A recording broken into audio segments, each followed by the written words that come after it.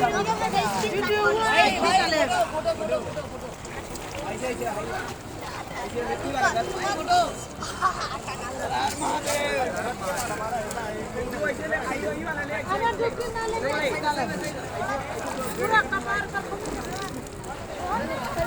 हर गंगे मैया की, हर हर गंगे मैया की।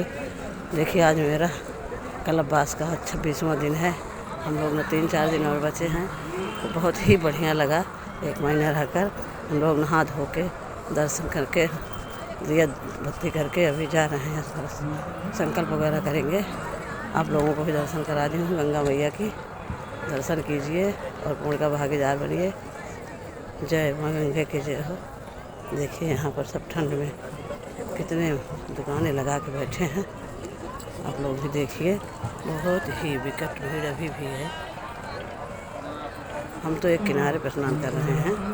सुबह सुबह हो जय जयकार हो गंगा के किनारवा, सुबह सुबह हो जय जयकार हो गंगा के किनारवा। राजा नहाए यहाँ पर जा, आई राजा नहाए यहाँ पर जा, संत करें जय जयकार हो गंगा के किनारवा। सुबह सुबह हो जय जयकार हो गंगा के किनारवा। हर हर गंगे मैया की।